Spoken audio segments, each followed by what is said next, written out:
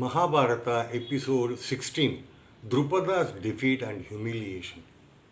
Namaste. Friends, in the last story we heard how Arjuna, with the help of his brothers, captured King Drupada of Panchala and brought him before Guru Dronacharya. That day was not just a victory, it was the deepest wound of humiliation for Drupada. Let us see what happened next. Imagine the scene in the court of Hastinapura. The great King Drupada, who once sat proudly on his throne, now stood in chains. His eyes burned with anger, his pride crushed.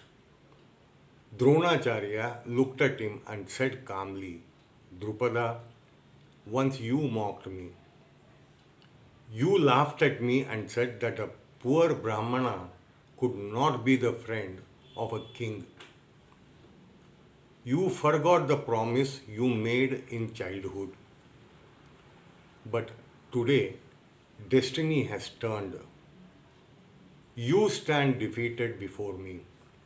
Now I take half your kingdom.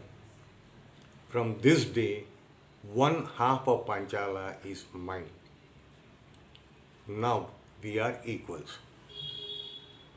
Friends, just think of the insult.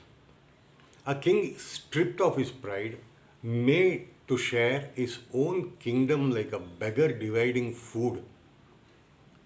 Drupada bowed his head, but in his heart he screamed in rage. Yet Drona, being a Brahmana, did not keep Drupada as a slave.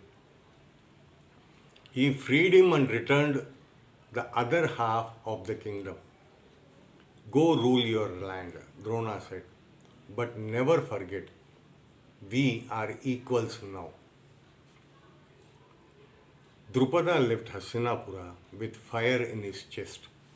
Every step he took was heavy with anger. Once back in Panchala, he could not sleep, he could not rest. The image of Drona, calm and victorious, haunted him.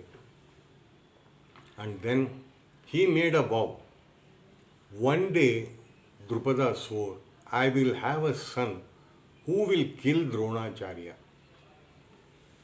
And I will have a daughter who will bring destruction upon the Kuru dynasty. Through them, I will take my revenge. From that moment, Drupada began great sacrifices and yajnas, calling upon the gods for children who would fulfill his vow. The sages heard his cries. The fire itself would soon answer him. But remember this, friends, anger and revenge never remain quiet. Once lit, they spread like wildfire, burning everything in their path. Drupada's insult at the hands of Drona planted the seeds of two powerful birds. One son who would destroy the master, and one daughter who would decide the fate of kingdoms. Thus ended the story of Drupada's humiliation, but the story of his revenge had just begun. In the next episode, we will see how the sacred fire of Yajna answered his call and brought into the world a woman of unmatched beauty whose destiny was tied to the greatest war ever fought. Jai Sri Krishna.